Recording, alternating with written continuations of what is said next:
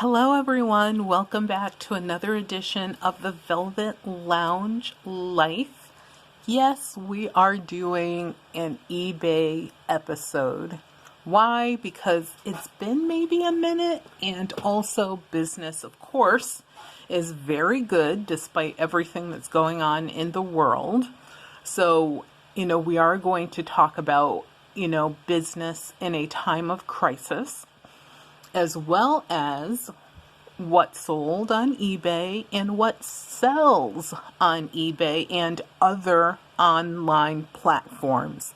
So these items are not necessarily exclusive to eBay, but that's where I happen to sell these, and I will talk about some of the offline sales that we had as well. So please do me a favor, make sure you subscribe to the channel so that, yes, YouTube, hello YouTube, knows that people actually like this type of content. Also, make sure you hit the bell so that you get a notification anytime that we have brand new content. You could be one of the first to know. And there is definitely value in that, because at times we will do drawings, and when we hit 2,225 subscribers, we are going to have what we are calling a mega gift giveaway. So just imagine some of the things you're going to see on this video. Some of the things we're giving away will be even better, and some of the things we'll be giving away are very unique.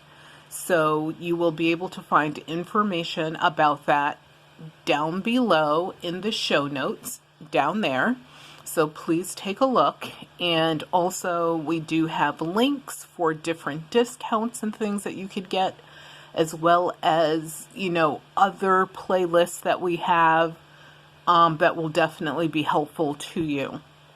So also remember, if you have any questions whatsoever, leave them down below in the comments. That's also a positive thing for YouTube to see. So let's get started. So the first thing is we actually sold this sign.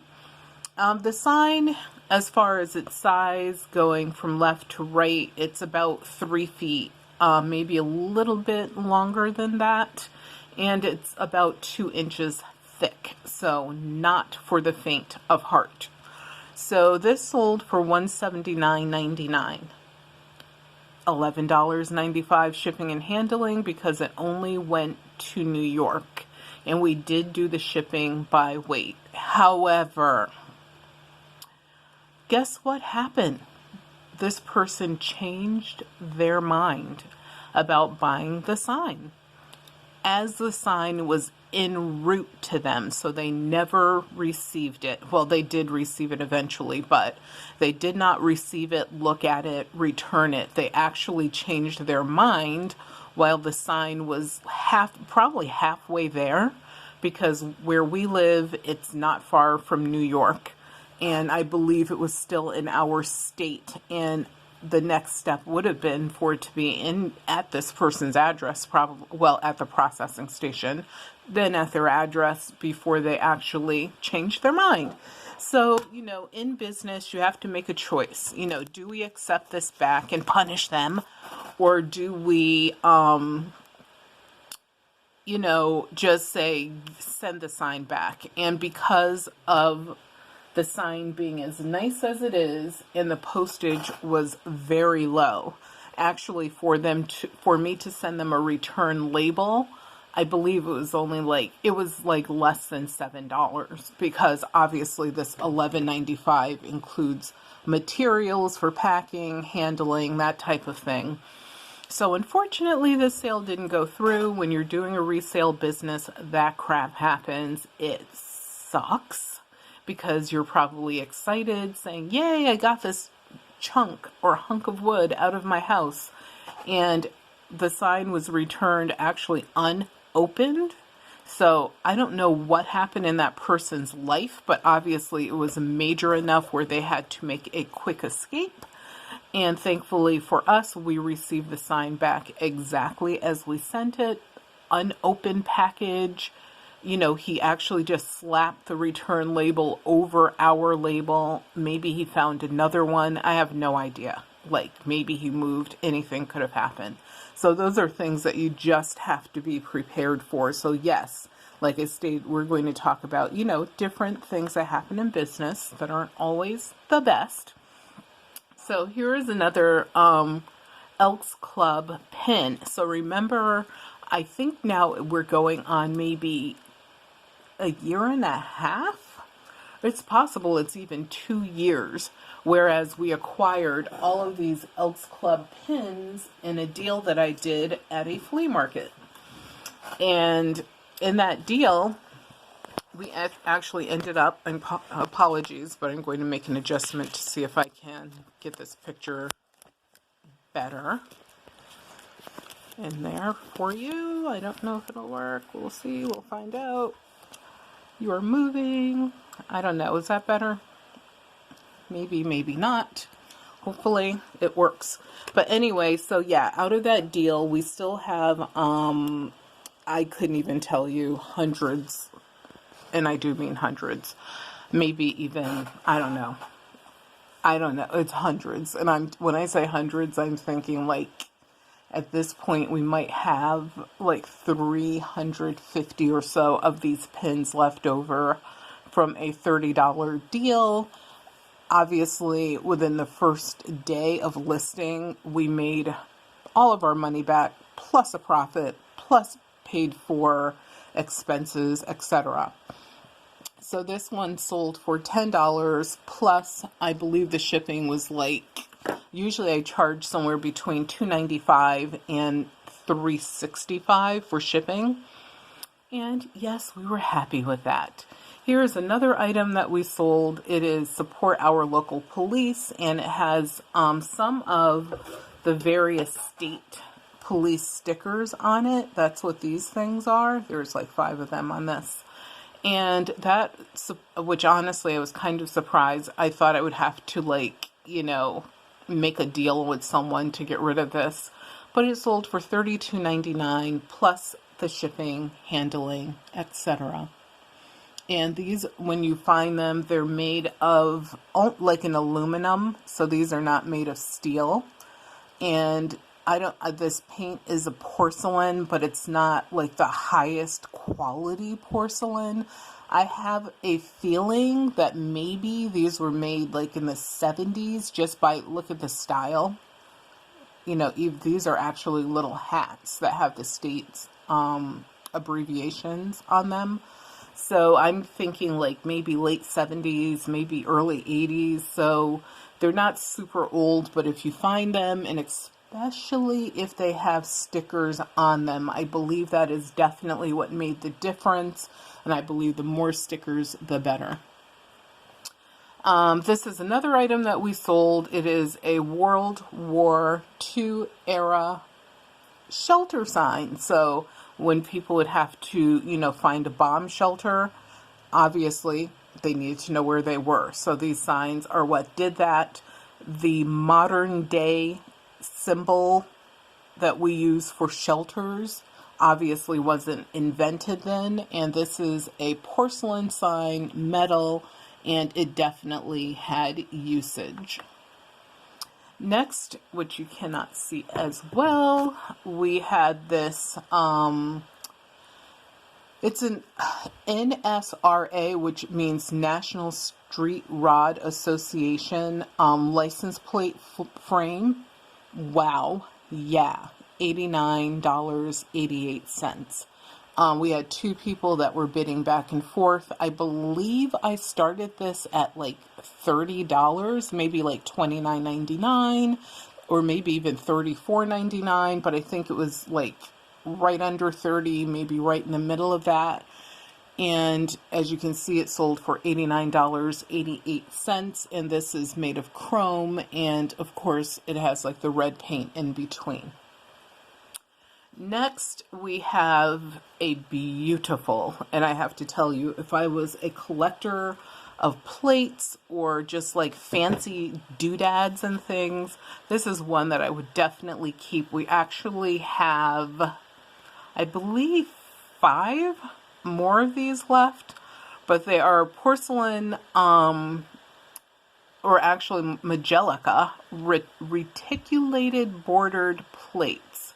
And they're by Reselling and Bach. And they actually have their early hallmark on them. So people who tell you that porcelain no longer sells, or pottery, that kind of thing, they don't know what they're talking about, because certain types of pottery and porcelain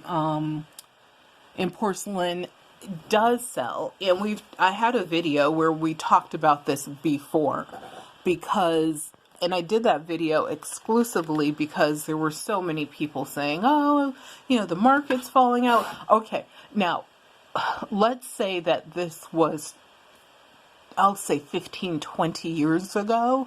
This plate would have sold for twice the amount that you see. So it would have sold for like $70.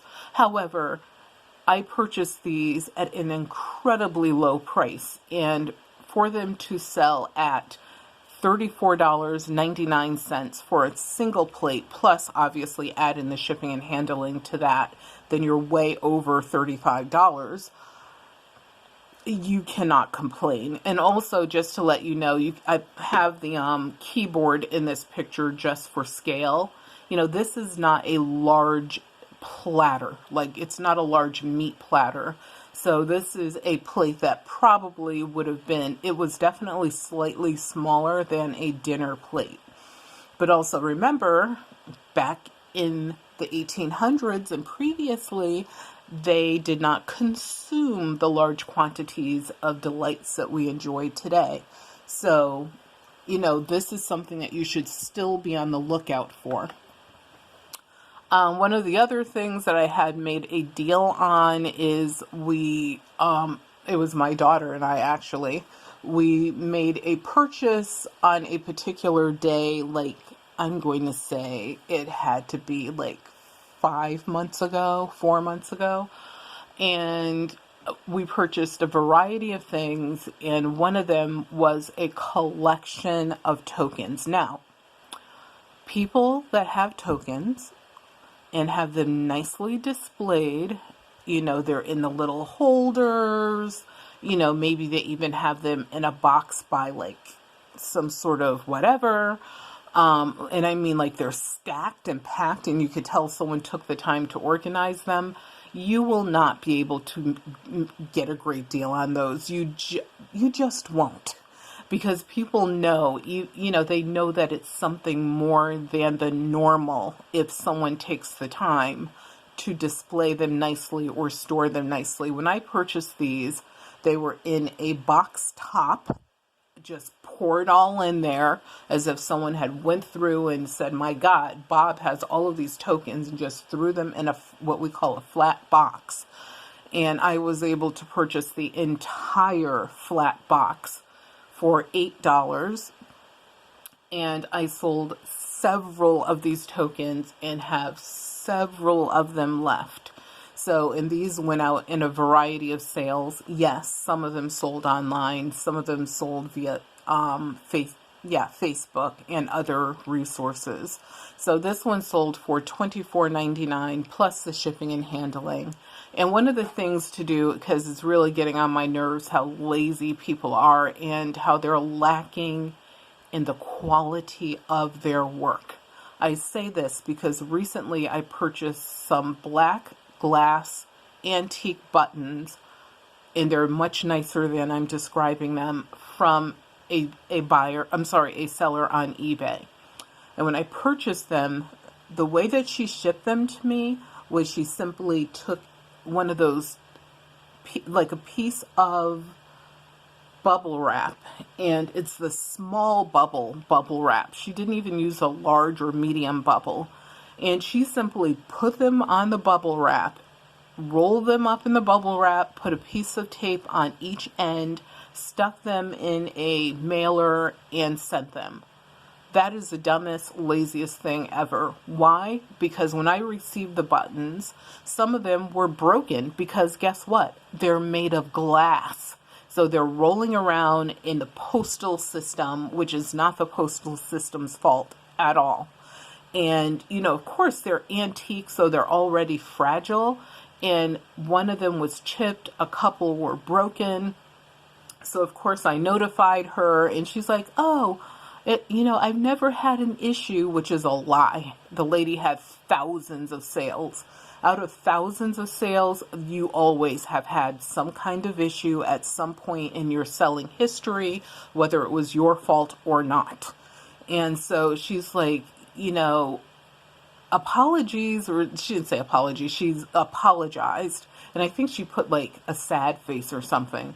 And so I had to tell her, well, I want a partial refund. I shouldn't have to tell her that. She should have simply sent me the partial refund. And in the first place, if you're going to mail smalls such as this, or those buttons, or any other thing, even the Elk Club pins, I always put them in a box. An actual, like one of those gift boxes that you would get for free at Macy's. However, mine they have like this weird design on them, and they came that way, or you can get them where they look like craft paper, and you can get 100 of those for less than $20, plus free shipping and handling, plus they put the little like nylon cotton stuff inside. So if you're going to be selling your small items, make sure that you're shipping them as if you give a crap. If you're simply putting them in a piece of paper or, a little flimsy piece of bubble wrap, I don't care if it was large bubble or not, the presentation was sloppy and ugly, then, you should not be reselling. Take some time and care, because you will be able to sell your items in a repeat fashion. After you're finished, you can kind of get a connection with these people on and off of eBay, and you will make, you'll have customers, or you'll be able to make this customer list that's outside of eBay as well as inside of eBay, and have multiple streams of methods for being able to sell your wares. So please, like when I ship this, I actually put it in a coin holder. I actually put that coin holder inside of this special windowed envelope thing that has a Ziploc at the top. And then I actually will put a small bubble. Yep, I'll use my small bubble wrap to wrap it once, put an eBay sticker on it, stick it into a mailer, not one of those flimsy mailers, one of eBay's little bubble mailers, and, of course, label it, etc., and send it out. So every time these people get these packages, they leave amazing feedback, because they can tell I took care as far as shipping out their items. So this is another token from that bunch that I purchased that I just told you about. This one is from 1919. It is a Masonic piece. I will try to enlarge that for you. It is a Masonic piece, and there were several of them in there. I already sold several of them. This was sold for $19.95 plus the shipping and handling, and it's a pretty amazing piece.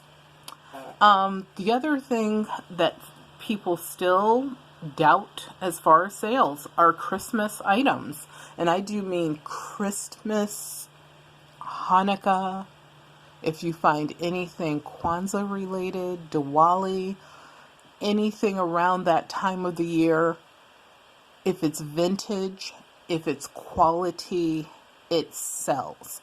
So this is a German vintage Christmas ornament, and I will spell the name of the maker. It's Lebkuchen.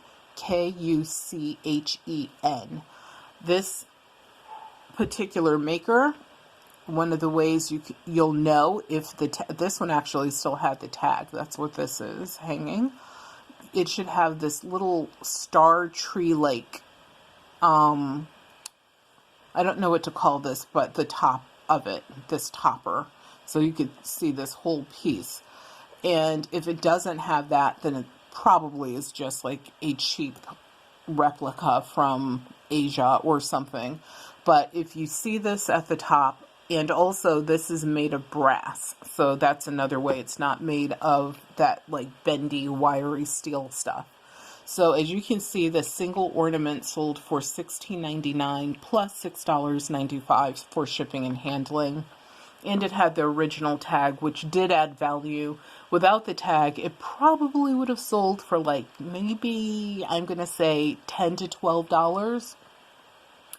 The other thing that people continuously overlook, and unfortunately this guy that we have been working with for years, I know that we're missing out on opportunities because for some reason we can only pick his storage unit now, are linens. So if you find linens, you know, is every linen worth $32.99? Absolutely not.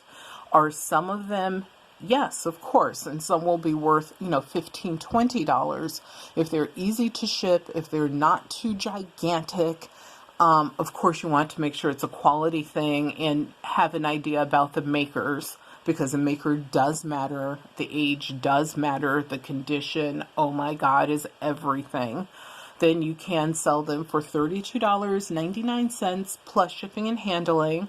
This one is an April Cornell tablecloth, and she made a lot of different linen items, and they're all made from cotton. They're kind of made in the old way that people used to like and appreciate linens. And also, I believe she makes like pillowcases, stuff like that. So I have, or had, a bunch of just miscellaneous, not high value, but definitely wearable, usable, craftable costume jewelry. So I actually created a bunch of lots, and I couldn't tell you how many I had. It was like we had this whole conveyor belt thing going, so that I could just blow this stuff out. I was going to sell it at one of our annual sales that we do. But I decided, you know what, let me just put it online, get rid of it now, and be happy. You know, could I have made more by piecemealing this out during our annual sale? Maybe. But the thing is, you have to sit there and worry about people that, you know, sneak 5 or 6 pieces underneath something else, or the stuff that people might, you know, 5-finger crooked discount out. So I figured, why deal with that? I will sell it to the people who hopefully are resellers that will appreciate it. The feedback on this stuff was amazing. Everyone loved it. People are still asking me every once in a while if I have more that I'll be offering, because they send me messages. And right now, no, I don't, because I just don't have time to get any together, but I'm hoping that we do in the future, especially if we are allowed to go pick more properties. That would be awesome. But this grouping sold for $23.99. You know, is that enough to, you know, go crazy and wild over? Maybe not, but for us, it was better than selling the stuff for 5 cents, 20 cents, 50 cents a piece. So, and also we were able to clean out some old inventory, and you can see we had 6 lots that we sold. I had another listing that was previous to this one where we sold, I'm going to say maybe 5 lots of vintage costume jewelry stuff. So, and some of it is, and it's in the listing, it talks about the fact that some is vintage, some is new, and some, I mean, literally new. Obviously, some is broken, but it's still good for crafting, whatever. Anything that was dirty, just completely trash. You know, things that were not jewelry, we never put that in our lot. So when you receive a lot from us, it's clean. We don't sit there, looking at every hallmark, because we just don't have the time to do that.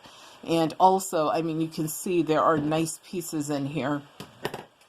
I don't remember what this piece was, but it was really cool. I considered, keeping that aside and selling it separately, but I was like, people deserve to have good things in their lots.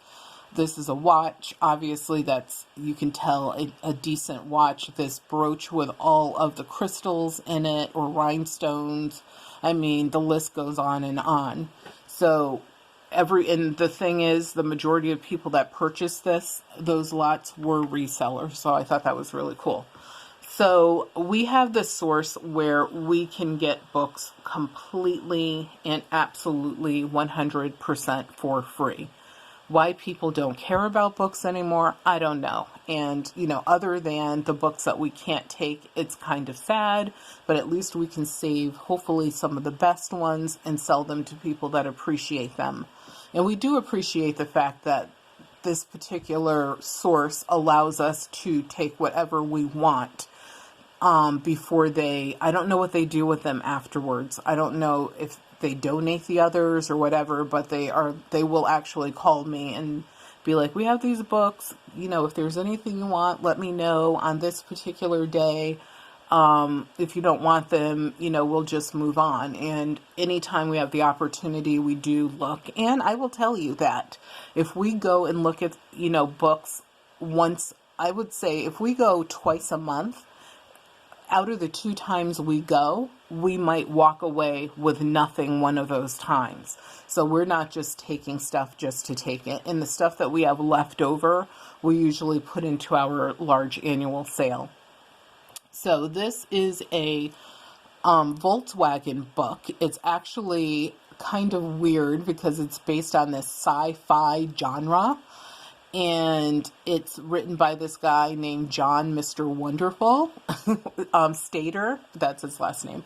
And look at it. It sold for $32.99 with $6.95 shipping and handling. Now, something I will tell you about shipping books. When you and this is actually it's sort of like a paperback book. You know what this book, the size of it reminds me of a workbook when you were in school. So this is probably like 8.5 by 11. So it's not tiny. And it had, I'm going to say, at least a couple hundred pages in it, and with all sorts of cool illustrations, very futuristic. It was a very odd find. And that's why I decided to save it from the pile. The thing is, when you ship books, especially if you're shipping them and they caught, the buyer is buying them for, $30+, ship them as if you give a crap. You can create out of leftover cardboard a covering, almost like a box to go around the book. They do sell like mailers for albums and stuff like that. You could use those if you want to, but you don't have to spend the money. But then after you get it appropriately, into your own created cardboard protection, then you could put it inside of a mailer. And with this one, I even double wrapped it as far as putting it inside of the mailer because the person paid so much, and I wanted to make sure that it got to them safely and there were no complaints. The next thing we have are more books. So yes, books still sell. That's the only reason that I put more than one book in this video, is to show you people are not picking up books, but they definitely still sell. However, do not overpay for them at the thrift stores. Look at other resources, and I will give you this particular resource. It's not one that I actually have used in years, but it works. So there are organizations that have annual book sales. Go to those sales because the books are incredibly cheap. And if you get there early enough, or if you decide to volunteer, that is the key in. Volunteer to help them with their sale. You will be the first to be able to pick and choose what books you want before the public gets in, and you will find gems. So there's a tidbit for you. And that is pretty much the end of this video, and I'll let you look at this pen while I talk about something really quick, and hopefully my time doesn't run out. So yes, there is a crisis going on around the world right now. However, use that time to ramp up your business, get organized, clean out inventory, clean up your shipping supplies, getting that in order. Anything that will make you leaner when you begin listing, because that's the other thing, is after you've been able to clean up, organize, your inventory, your shipping stuff, whatever workspace you use, whatever storage spaces you have, then what you should be doing is creating your listings, whether they're for eBay or another platform. Why? Because people will still purchase items from you. Now, I will say, if you have a business, and I'm just using this as an example, where you exclusively sell baseball cards, just for an example, yes, you might see a slowdown for a while. But at least if you feel as if you are being productive during the slowdown, you will not feel as if you are stagnant. So if you just sit on the couch, belly aching because nothing's going on and not organizing your business, then yeah, you will, quickly fade to the background. So please make sure that you don't give up on yourself, don't give up on your business, don't give up on the world. Please do what you are supposed to do to make sure you keep yourself and others safe. Don't be a fool and think that this is a hoax like someone else out there told the world, and now all of his friends are sick, and now he wants to pretend to do something, which he's not really doing anything, because each state had to go out on its own and do what they could do to try to take action to slow the coronavirus from, decimating their populations. So please, please, please remember that your health is your wealth, and without your health, you have absolutely nothing. So please take care of yourselves. And remember to subscribe.